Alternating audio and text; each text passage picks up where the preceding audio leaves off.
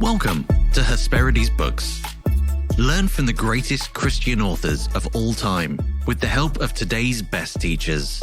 Sign up to receive a classic of Christian literature delivered to your door each month. Join a life-changing conversation on our forum and much, much more at www.hesperidesonline.com.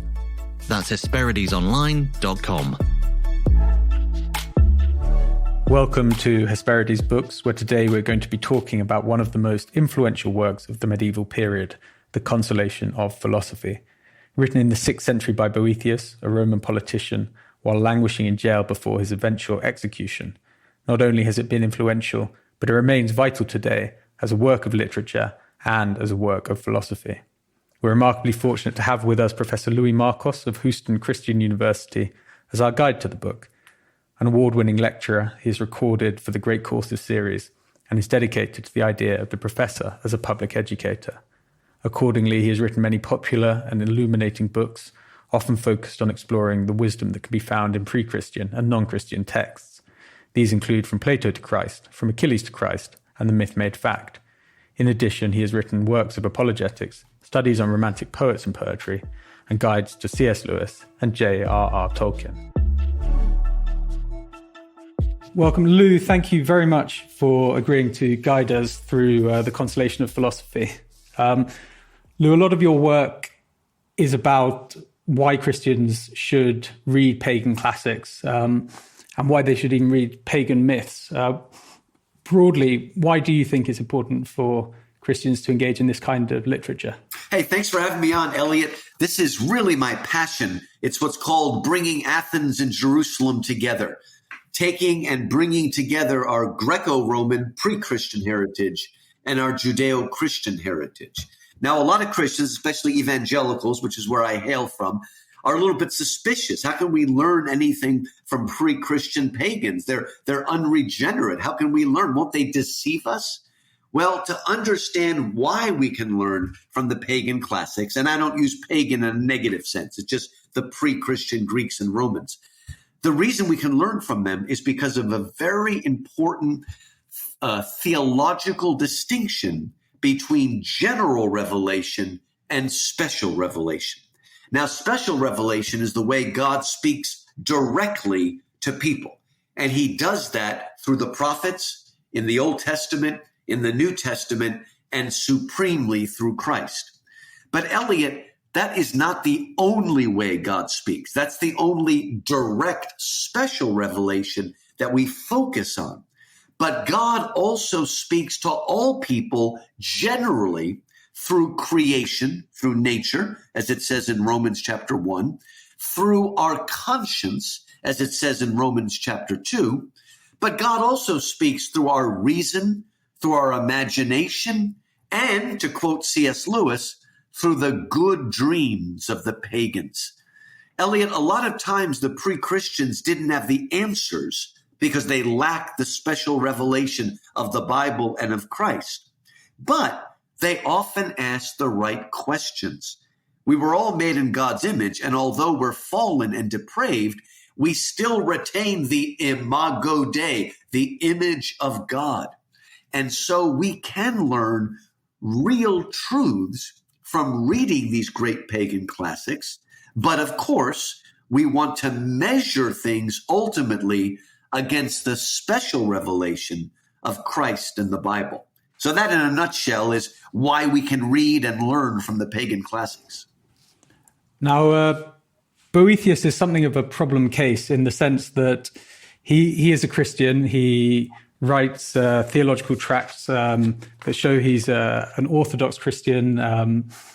He has been a classic for many Christians, and yet his most famous book, The Consolation of Philosophy, doesn't include anything about Christ. In what sense should we see this as a Christian classic, if indeed we should? It is fascinating, and we need to say that Boethius was a Christian and almost surely died a martyr. He was serving a man named Theodoric, who was the leader of the Ostrogoths. And this man was almost surely an Arian. Those were the people that denied the deity of Christ. And so, of course, they weren't believing Christians. And at first, Theodoric seemed to like Boethius, even seemed to help him to become a council of Rome. This is like, late Rome now.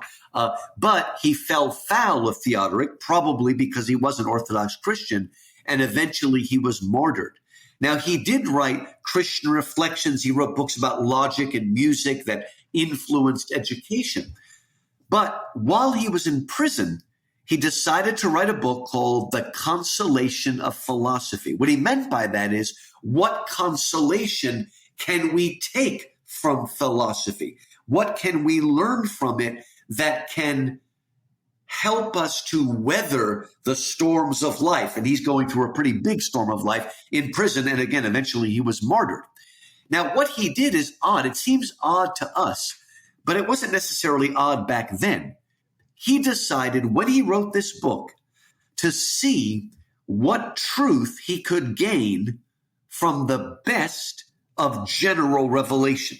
And when that comes to philosophy, that means Plato, Socrates, Plato, Aristotle, Cicero, and some of the Stoics and Epicureans. People, particularly the famous Stoic Marcus Aurelius. There was also a Stoic named Seneca, another named Epicurus, and just the Neoplatonists in general.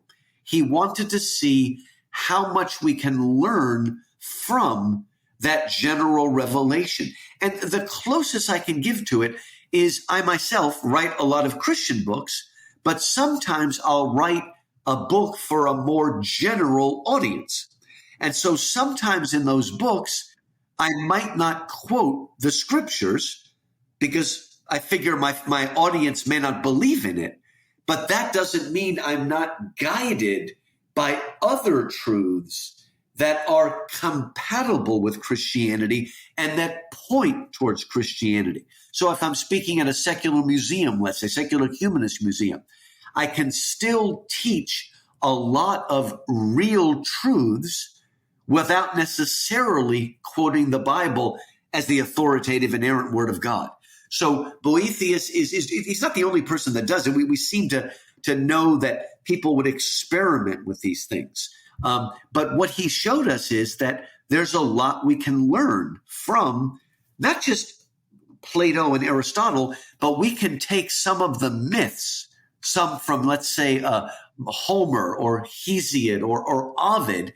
And if we know from the special revelation the ultimate truth, we can identify in those myths bits and pieces of truth that have a sort of spiritual significance that the Christian can learn from.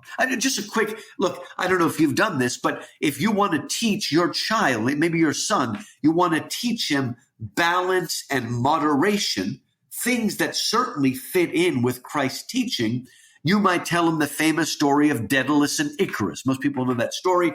Daedalus built wings so that he and his son could escape from the labyrinth where they'd been imprisoned. And when he put the wings on his son, he told him, son, don't fly too low or the weight of the water will make the feathers wet and drag you down, but don't fly too close to the sun or the sun will melt the wax, the feathers will fall out and you'll die. Take a middle course. But of course, the son is young. He starts thinking he's a bird. He flies too low. He flies too high. The wax melts and he falls to his death.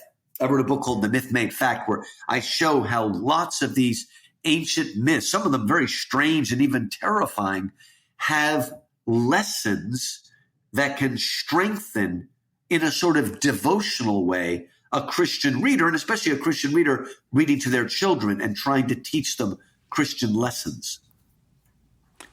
Brilliant. So we will talk about, no doubt, Boethius doing that very explicitly later on. If I could just for a moment zoom in on the historical period into which Boethius was born.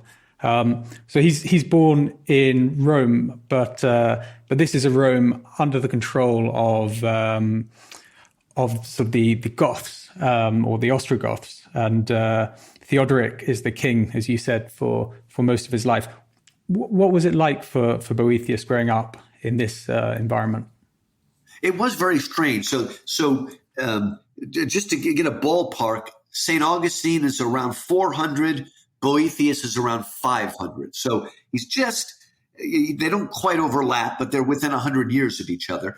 And again, Rome was sacked in 410, and then finally in 453, it's finished, but it doesn't disappear. The barbarians from the north, the Franks and whatnot, at this point, like you said, the Goths and the Ostrogoths, they maintain much of the Roman structure of government with the Senate and things like that. But because Rome has lost its integrity, it's not so easy to keep the various barbarians off. So there's a lot of people competing for power, and many people will know that eventually out of that, we get what's called the Holy Roman Empire. At this point, the church is still a little bit too weak to actually bring law and order to the empire. They can bring law and order to the individual souls of their parishioners, but it's going to take a while, really not till 800, when you've got Charlemagne, the first Holy Roman Emperor, officially so, and a strong enough church to bring order and peace. So now there is the remains, the leftover of Roman order and the Roman peace, but things are very precarious.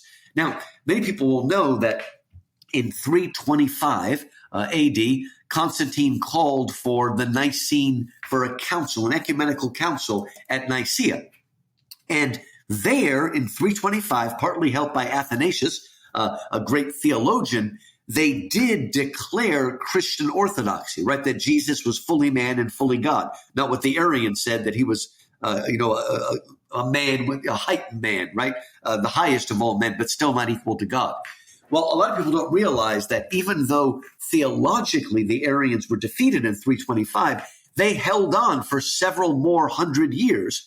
And part of the reason for that was many of the barbarian soldier, sort of warrior people clung to Arianism. And if you think about it, Arianism is a great religion for soldiers. God is God. That's it. Okay. We don't need all this fine theology and things like that. It's just simple and straightforward and sort of authoritarian. So even Athanasius himself had a run. He was sent into exile again and again and again. So it's kind of hard to believe, but 150 years after Nicaea, we still have leftovers of Arianism. But again, on certain matters, the Christians and Arians could work together. And Boethius was an intellectual, an expert in Latin, an expert in logic and music, in what we call classical Christian education today. And so Boethius, with all of his skills, was able to work his way up in the court of Theodoric. And again, oddly, even though the Roman Empire as we know it is gone, Boethius was able to become a council, that these two presidents sort of that were able to call the shots, not complete power, but able to do things. And yet, again, it's a time of instability where you can sort of go up and go down. And it's interesting that it's Boethius who popularized the image of Lady Fortune or Dame Fortune, who turns her wheel of fortune. And maybe Boethius identified with that because he himself sort of went up, great scholar, all of this stuff, and then fell foul of the Arian king Theodoric. So it's a time, it's the shadow of Rome, if you will. And he's born into an elite family, which enables him to get ahead and to get an education in the classics. At the time he is growing up, Plato's Academy is still open, but he probably doesn't go there, but he suddenly reads in Greek. Can we talk about some of the influences on his thought at that time? Again, one of it would be, and again, Augustine, people that have read the Confessions will know that Augustine went through a period when he was a Neoplatonist. There was a very influential writer named Porphyry. There was another one named Plotinus. And Boethius would have studied people like Plotinus and Porphyry, would have studied Platonism as filtered through the Neoplatonists.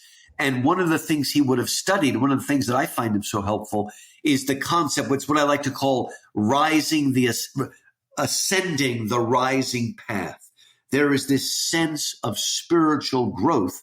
And sometimes these Neoplatonists can almost make Christians look bad, right? I mean, our salvation is by faith in Christ, it's done. but we're still meant to grow and be sanctified and to rise up to be more like Christ. And some of these Neoplatonists, although they didn't know Christ, understood the importance, the desire to move away from what Christians would call the flesh and move more towards spiritual truths. Now, the problem with the Neoplatonists, even more so than Plato, the problem with the Neoplatonists is that they had a dualistic view of soul and body, where the soul was good and the body was bad, and the soul was struggling eventually to come free of the body.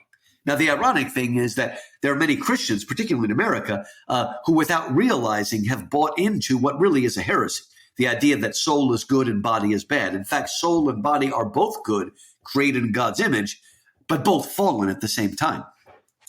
So some of the things he would have learned from these followers of Plato and Aristotle was how to live a virtuous life, how to avoid excess, how not to be controlled by lust and greed, and how to moderate your desires, right? He would have been also influenced by the Stoics. Again, people like Epicurus, Seneca, and Marcus Aurelius are the three most famous Stoics. They were the ones, we still use that word Stoic. And I've often said that if it could be proven that Christ didn't rise from the dead, then Christianity would be defunct. And what would you do? I think I'd become a Stoic. I think it's the most manly option if God has not, in fact, spoken and died and rose again.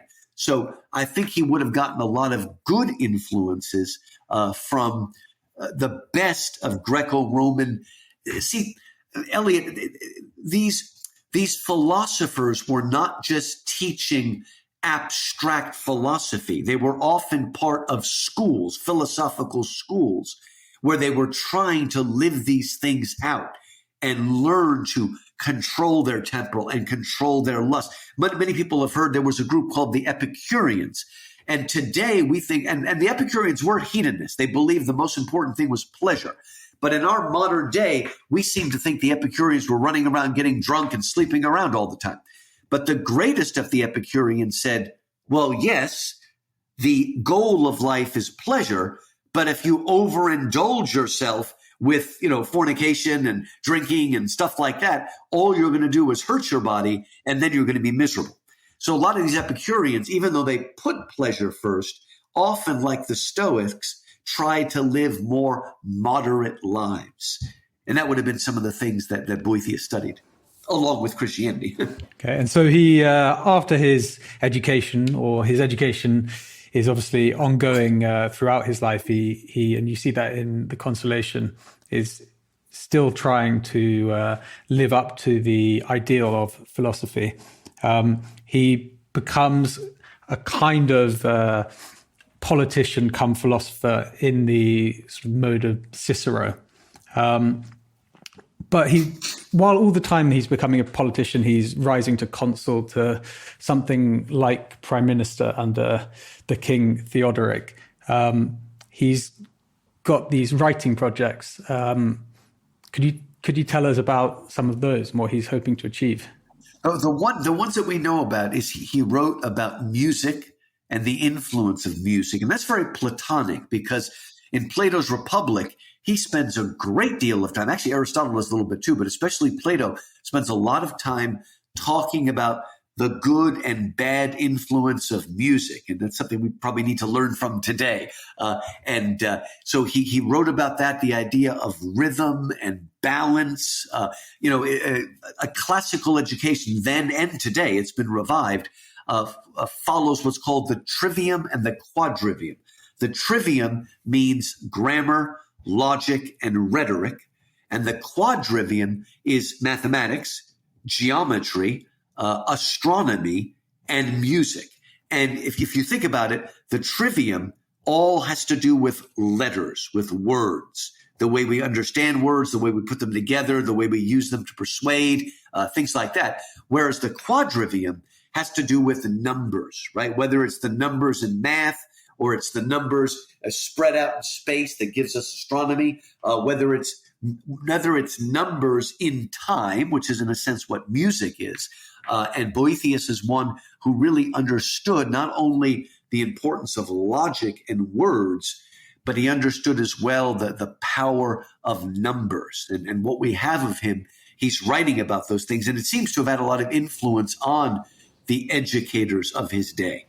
And aside from his original work, he's also translating Greek texts into Latin. And he embarks... Right, he translated some of Aristotle, I believe. Translates some of Aristotle. And he wants to translate all of Aristotle and as much of Plato as he can into Latin. And he never completes that project. But his translations and commentaries become enormously influential in the medieval period. It's kind of interesting, Elliot, because later on, his Consolation of Philosophy that we'll talk about in a moment was later translated into English by Alfred the Great, by Chaucer, and I believe some say even by Elizabeth I. But you're right. We probably should have said that. Okay, by the time we get to Augustine, like I said, that's around 400. Augustine actually knows very little Greek and sort of scorns it and writes. And the very early church fathers before Tertullian wrote in Greek. After Tertullian, they wrote in Latin. And by the time we get to Boethius, Greek is quickly becoming a lost language. And it would be lost for almost 1,000 years. It would be kept, of course, over in Byzantium, Constantinople. But that's why Boethius tried to do this translation, because when the Greek New Testament was lost, everybody was reading the Vulgate, which was the Latin translation done by Jerome 100 years earlier, same time as Augustine.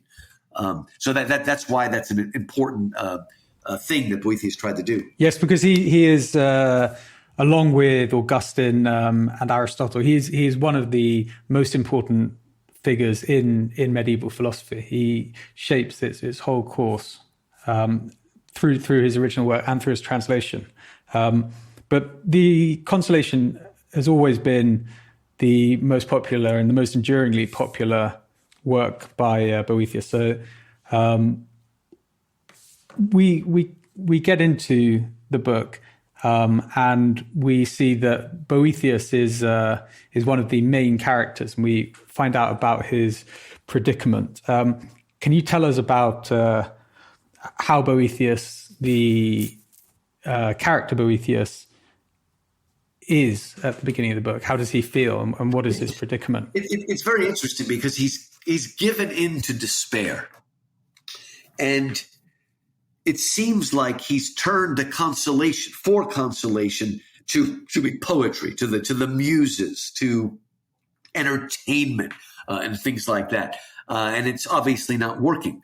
And there's sort of an amazing beginning to Consolation, where Lady Philosophy allegorized as a beautiful woman, appears to him and scolds him for giving way to the siren song of the muse. Not so much that poetry is evil, but it becomes frivolous in sight of philosophy, which is the higher pursuit. Especially Plato thought that philosophy was the higher pursuit. So it's funny, though, that the Consolation of Philosophy was written in a strange mixture of poetry and prose. He sort of goes back and forth between poetry and prose to show that both of them are important. And I should mention here that those of your listeners who are fans of Dante's Divine Comedy, towards the end of Purgatory, Dante is reunited with Beatrice, the woman he loved from afar. He never married her, but the woman he loved from afar.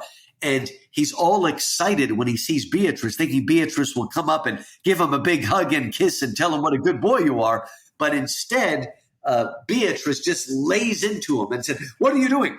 When I died, you should have followed my soul to heaven, not die, but you should have been lifted up to higher things rather than being drawn down to lower things."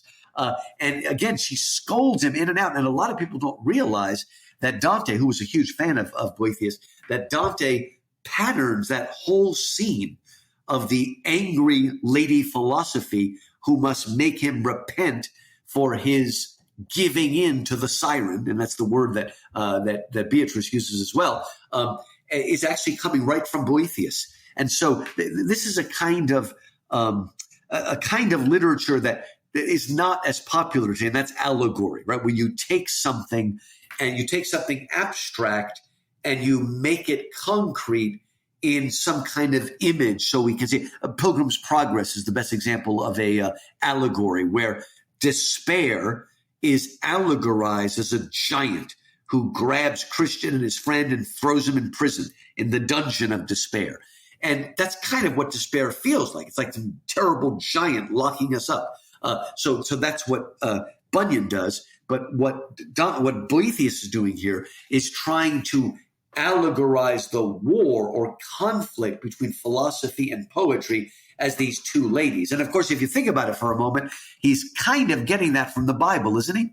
Because there is Lady Wisdom and Lady Folly who are competing for Solomon, whoever's son's attention. And so it is Greco-Roman allegory, but it's also biblical if you read Proverbs carefully. So could we go into a bit more detail about what precisely is the problem with the muses of poetry, with poetry? It kind of, in this sense, goes back to Plato, and that is that the muses are dealing with the surface rather than dealing with the truth. Plato famously says that poetry is an imitation of an imitation. That rather than, and now Aristotle disagreed on this, but rather than poetry drawing us closer to the truth, it actually draws us away. It's like a veiling of a veiling. And so these muses are sort of fickle, and they're not really taking you to the truths that endure, to the central, deeper truths. And Lady Philosophy is one who can reveal to him the way things really are, not just reflections, but the truths of things. So Boethius has turned to poetry because he finds himself imprisoned by Theodoric, and he's fallen from almost the highest rank he could hold.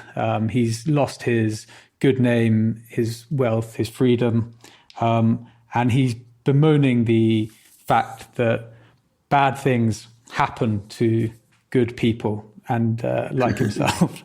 Right.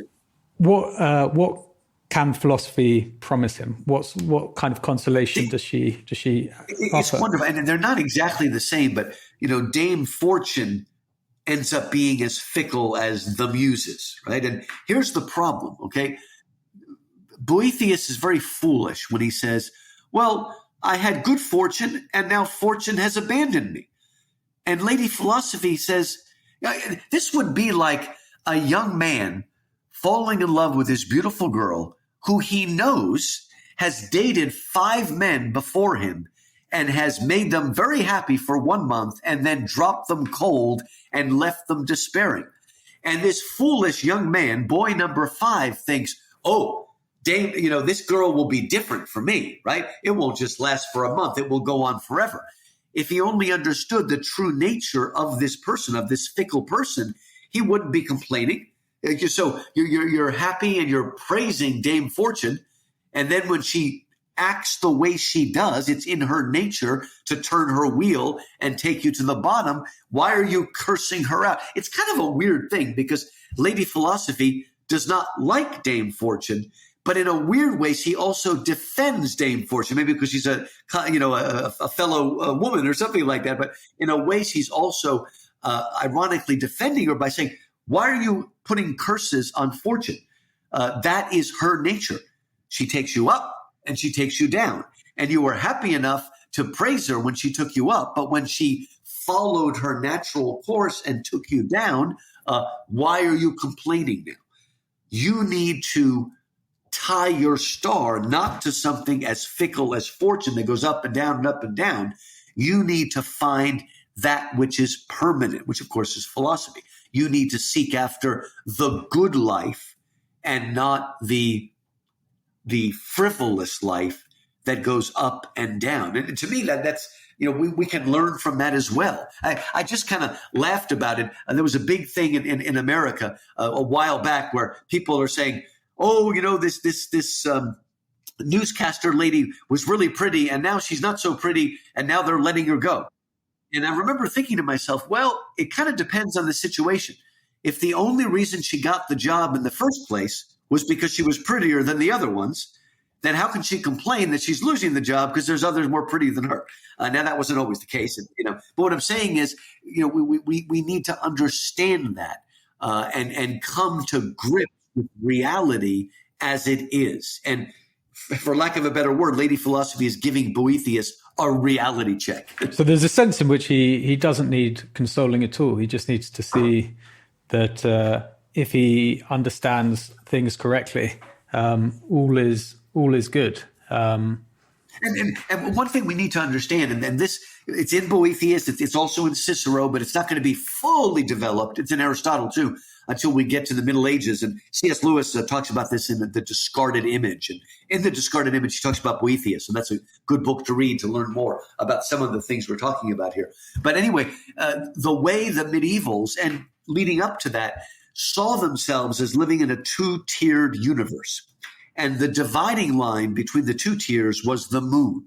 Now, Solomon says there's nothing new under the sun. The medievals would have said there's nothing new under the moon, because everything sub-lunar, everything under the moon is in constant change. That's what Plato calls the world of becoming. Nothing has actually arrived yet. It's always becoming. Things are dying and being reborn. They're going in an endless cycle. And in fact, one of Dante's great contributions, and he's kind of getting it from Boethius, is to say that, okay, for the medievals, all of the spheres, all the planets were in crystal, and they were guided by this intelligence, this sort of spiritual being, this angel-like being. And the earth doesn't spin.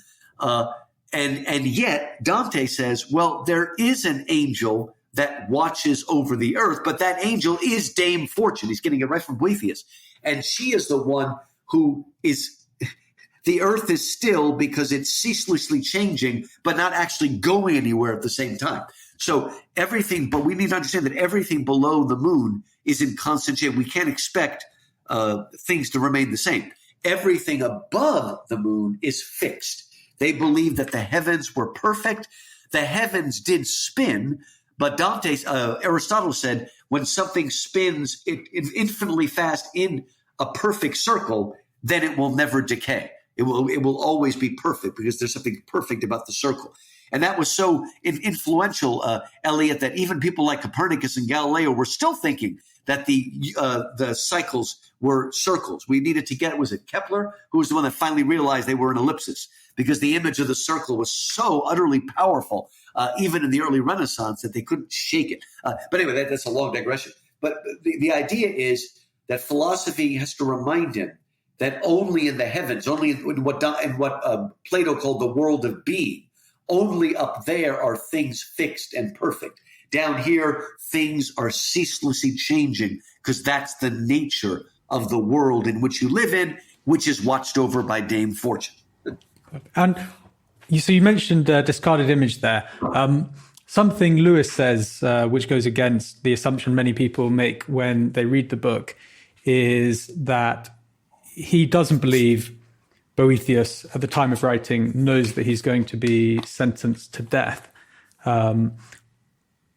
I wonder what you think of that. I find it quite compelling when Lewis argues the case. I do think so, because, there's always going to be appeals and things like that. And, even under the barbarians, Rome is about law and order. They're usually about justice and trials, where we learned everything about trials and things like that goes back to the Romans.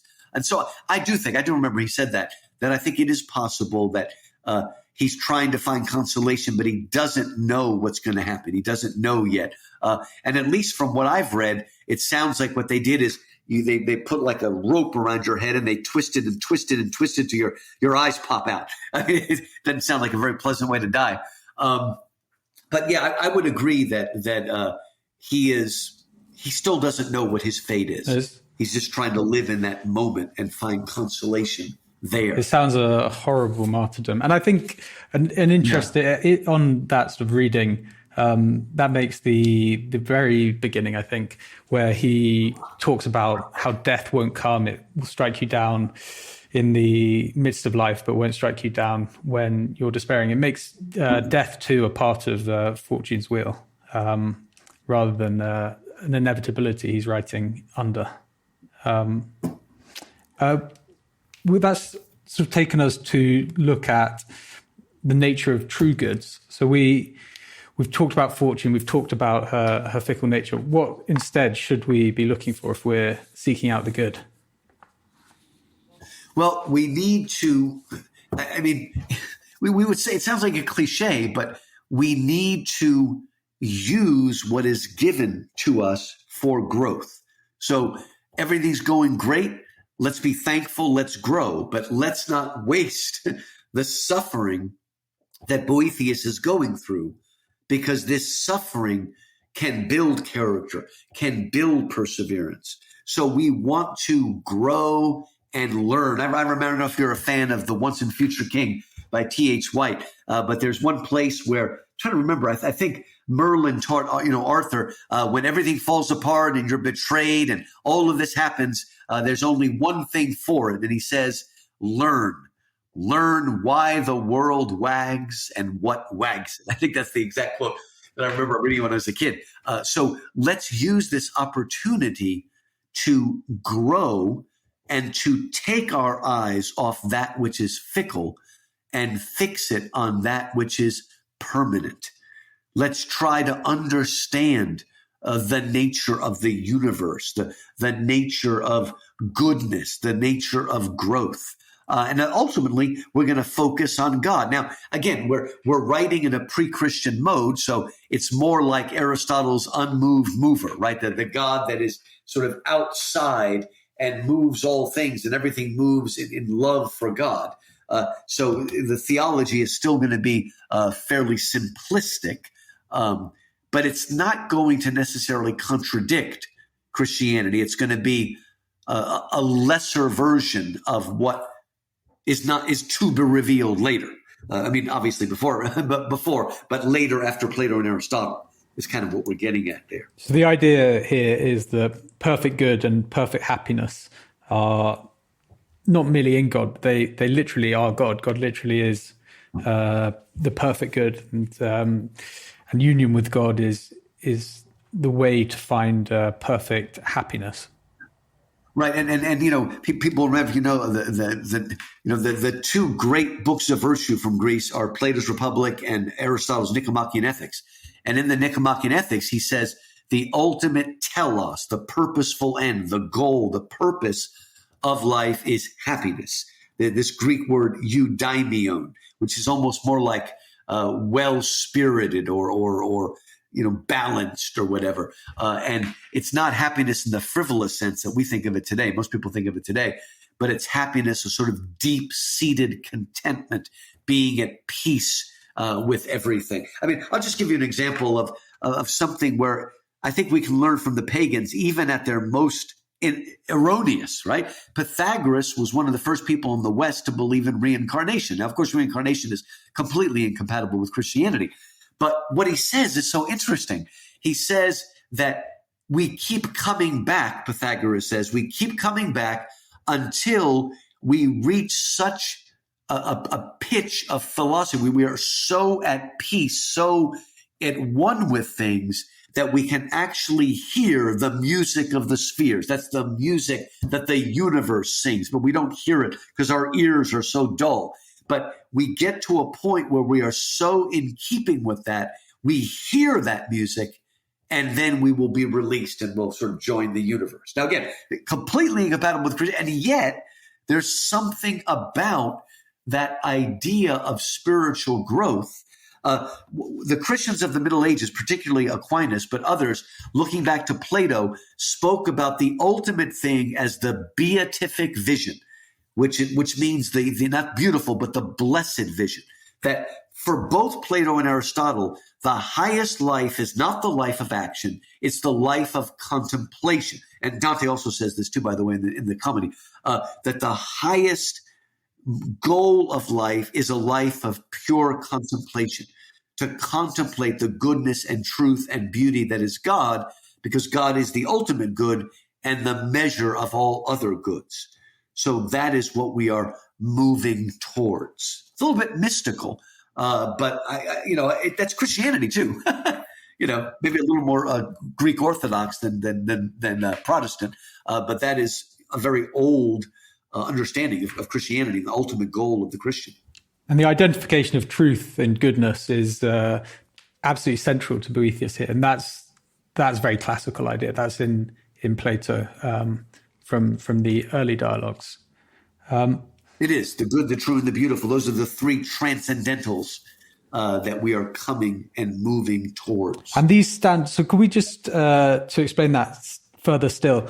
Can you tell us the relation that the things that people do in fact pursue, like wealth, power, position, fame, and pleasure in Boethius, stand to God or to the good? Again, he doesn't use the Bible, but seek ye first the kingdom of God, and all these things will be added unto you. It's these things, as wonderful as they sound, fame and fortune, all that sort of stuff, they're ultimately fleeting. They ultimately will go up and down with Dame Fortune. They're part of our sublunar world under the sun, and they don't bring permanent happiness. Permanent happiness is found ultimately in the contemplation of God, the contemplation of the good, the true, and the beautiful, or we would say the absolute good. Sometimes Plato spoke of the good as the sort of form of the forms. It was the ultimate thing, the ultimate good. At the beginning of the Divine Comedy, when Dante's lost in the dark wood and he looks up the mountain, he sees the sun shining. He recognizes it as sort of God's grace, and he wants to go up there. But Virgil tells him you have to take the long way around, down through Inferno, up Purgatory, up Paradise. And in some ways, Boethius is taking the long way around. He's maybe the best way to say it is he needs to take his eyes off the things of the world, the things that fade, and focus. Here, this is the best way to put it. Hopefully in the UK, they also sing this beautiful hymn, "Turn your eyes upon Jesus, look full in his wonderful face, and the things of earth will grow strangely dim in the light of his glory and grace." I mean, ultimately, that's what we're talking about. Take your eyes off the shadows and fix them. And the more we fix our eyes on the light, the more unappealing the shadows will become. They'll be dark. We won't even care about them. And we promised earlier that we'd talk about his employing classical myth to explain his philosophical point. Could you tell us about that in Boethius? Oh yeah, there are two myths, they go back to Plato, but they go back to Homer, but he's probably getting them from Ovid, Ovid's Metamorphoses. As Lewis says, there were three books that were the bridge from the classical world, part of which was lost, to the Latin Catholic world in the Middle Ages. And those were Boethius' Consolation of Philosophy, Ovid's Metamorphoses, and Virgil's Aeneid. But anyway, he tells two stories. One is the story of Orpheus and Eurydice, and the other is the story of Odysseus's men turned to swine by Circe. Right now, other Neoplatonists like Porphyry had often allegorized. This is kind of funny, Ellie. We don't realize this, but there were a lot of higher pagans. Okay, they were not Christians, but they were higher pagans. They were moving. They're not monotheists, but they're moving towards something like a standard, at least, right? And a lot of them loved Homer, right? But what are you supposed to do with all these crazy, very ungodly gods that are sleeping around? What do you do with them? There were a lot of pagan writers like that who wanted to keep the myth because they recognized truth in it, but they didn't want to take with it the bad paganism that they saw as bad. And so they allegorized those stories to find a deeper truth. And there were, there was a Jewish thinker named Philo, Philo, and he did that just like the pagans, Porphyry did it. But people like Boethius and Origen before him also did this. They recognized truth, but it was a truth that needed to be filtered and cleansed of its dark paganism to reveal a kernel of truth. Okay, so most people know the story. Odysseus lands on the island of Circe. He breaks his men into two groups. The one group, led by another man, go in there. Circe meets them. She gives them beautiful food and beautiful wine, but in the wine, she puts a noxious drug. Once they drink the wine, she touches them on the snout and the nose with her wand, and they're all transformed into swine. Odysseus wants to save his men. He rushes in, but luckily, Hermes, Mercury, the god, messenger of the gods, wants to help Odysseus. So he gives Odysseus a antidote, what's called moly. Holy moly, right? What's called moly. And he says, when Circe gives you her drink, put the moly in there. That will be the counteragent. Then when she tries to turn you into swine, you can grab the wand and basically domesticate her. And what he's saying is that Circe is sort of the world, right?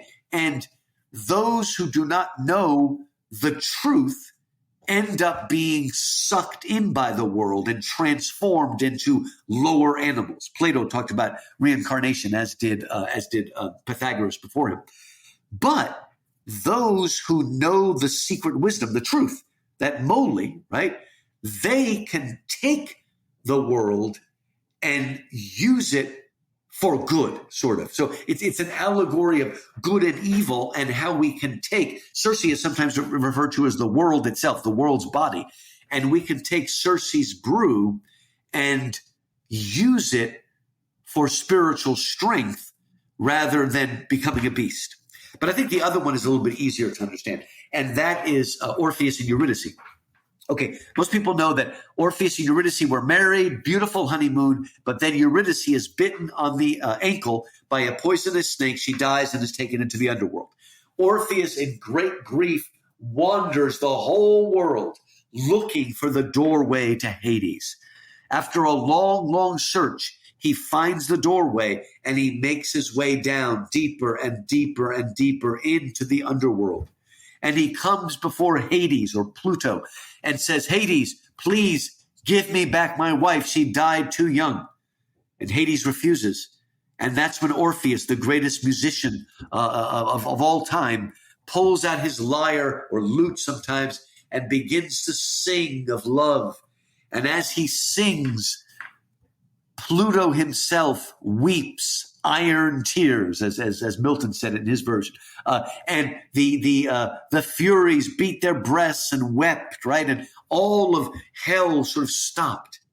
And Pluto, or Hades, was so moved, he said, "You may take your bride back with you, but you must not look at her until you get back into the upper world. If you look back at her too soon, you will lose her forever." And so he leads her up the long stairway, never looking back. But as he gets close to the top, maybe it's fear, whatever, he thinks maybe Hades has deceived him, because after all, Eurydice is still a ghost, and so her feet make no sound on the stairs. And so just to check, he makes a quick backward glance, and the last thing he sees is Eurydice, a wind grabbing her and blowing her back down into the underworld, right? And what is this allegory? The allegory is we must keep our eyes fixed on the heavenly things. We must not look back. If we are to ascend out of the Hades of this world, the darkness of the world, we must keep our eyes on the prize. We must keep our eyes fixed on goodness, truth, and beauty.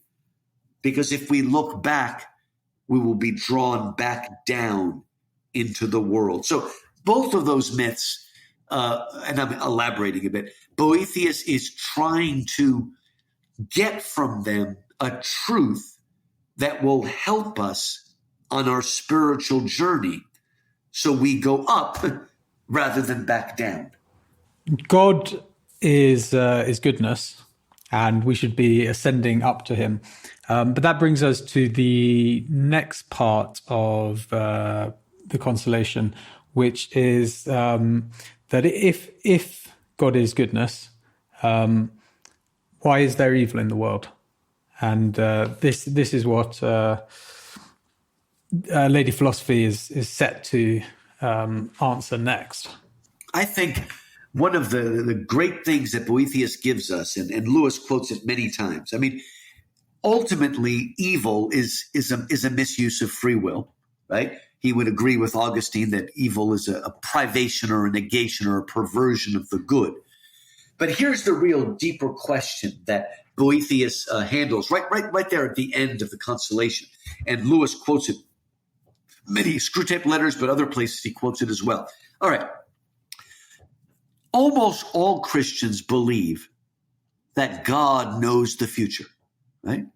Well, if God foreknows, foreknowledge, right? If God foreknows the future, must he not therefore also predestine everything, right? And of course, if he predestines everything, then is he predestining evil? Is he predestining our evil choices? Back and forth. All right. What Boethius says, and I think it's just a brilliant thing, is that the problem is that when we say God foreknows the future, we are making an error. God does not foreknow anything. God only knows. God is outside of time and space.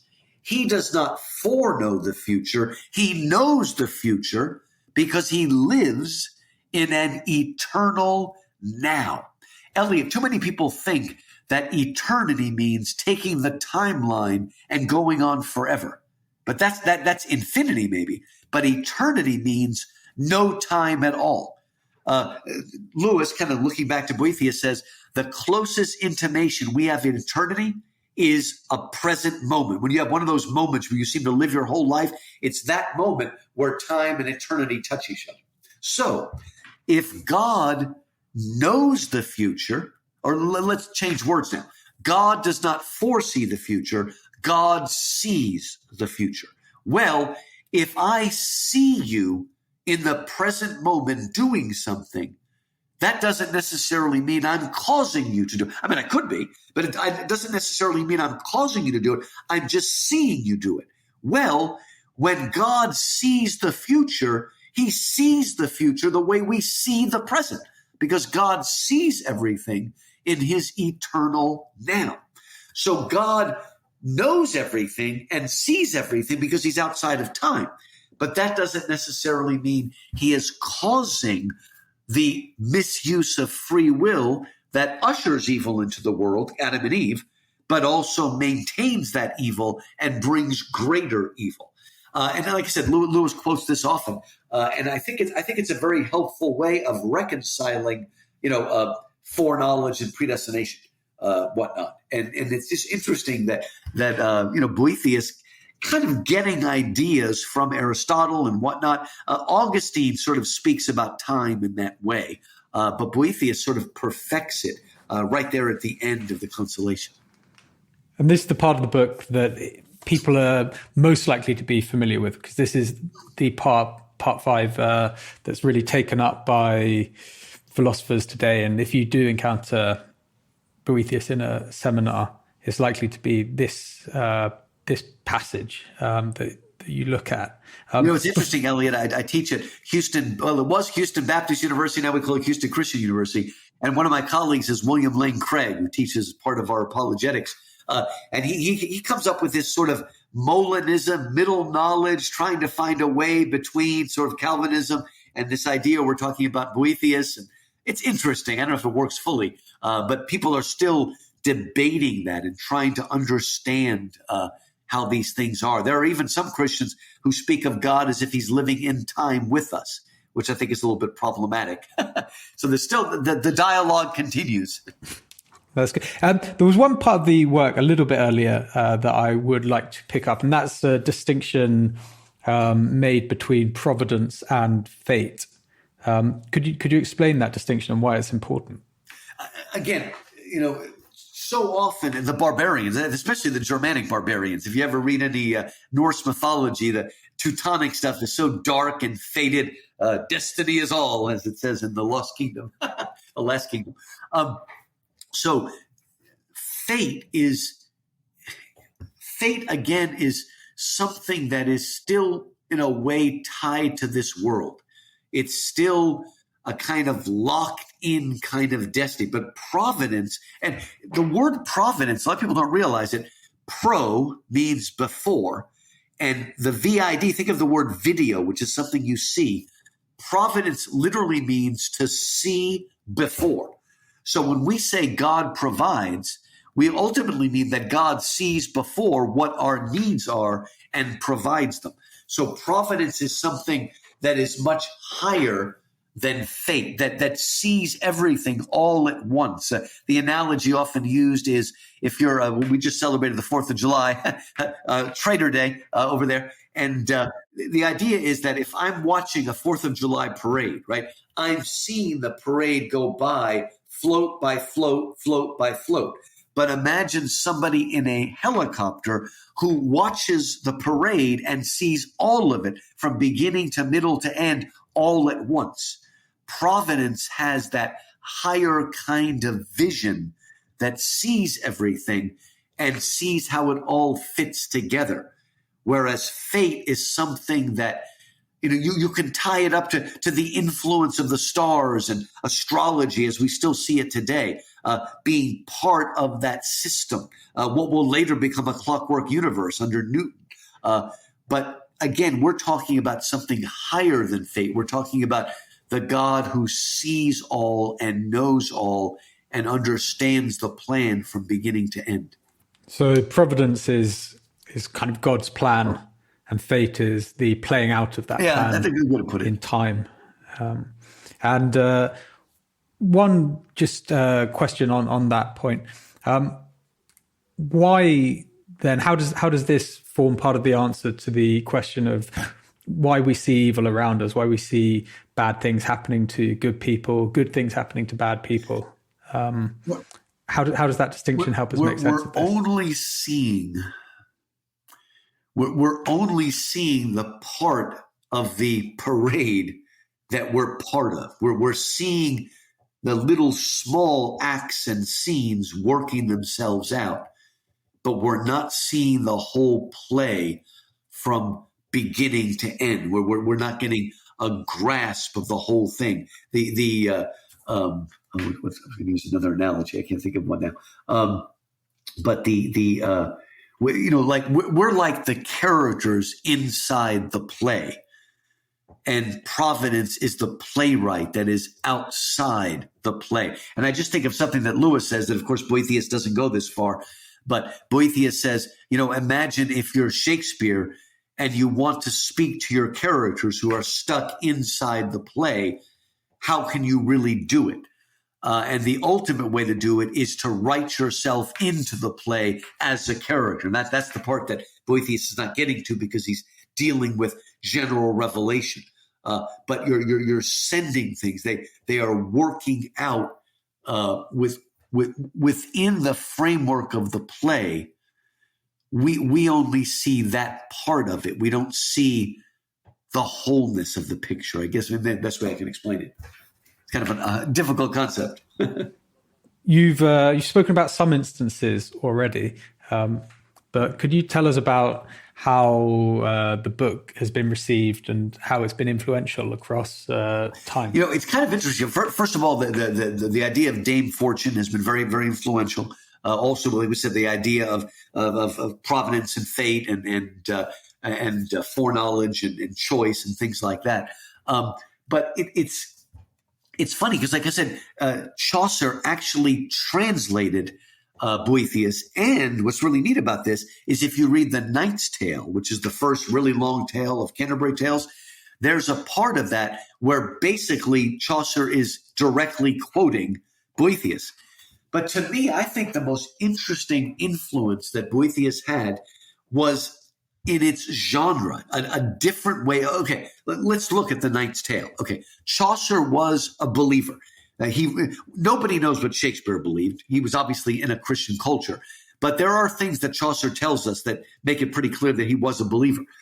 And yet, and there are many Christian characters in Canterbury Tales, but when he writes the Knight's Tale, which again, that's the longest tale, he sets the Knight's Tale in a pre-Christian world.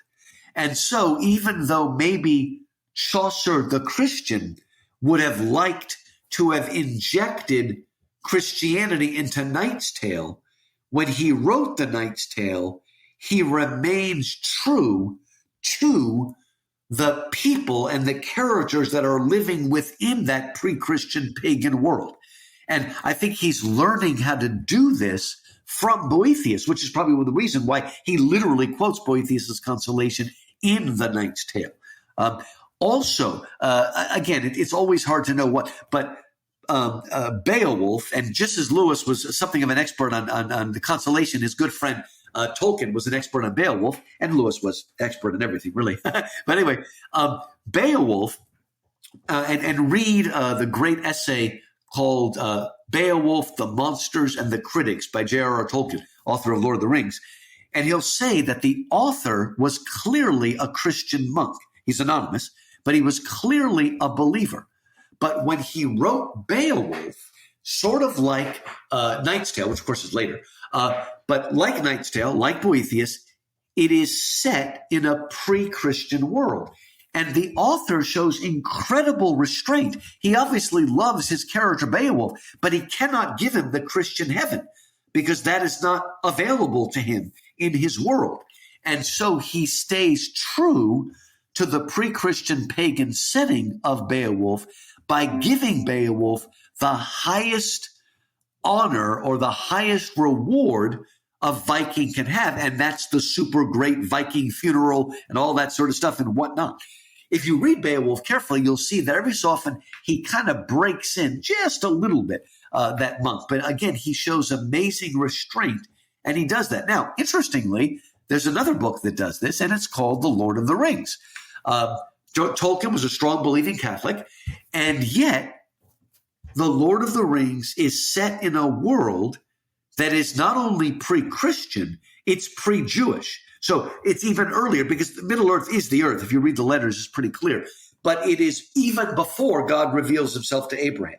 So it's way, way back. And again, Tolkien shows great restraint by not giving direct special revelation to his characters, though his beliefs find their way into the Lord of the Rings through general revelation, the same way Boethius does. And by the way, there's another book, Lewis's strangest and most beautiful novel, Till We Have Faces, is also Boethian in the fact that it's written by a Christian and points forward to Christ, but is fully set in a BC world that knows nothing of Christ and actually also knows nothing of the Jewish revelation.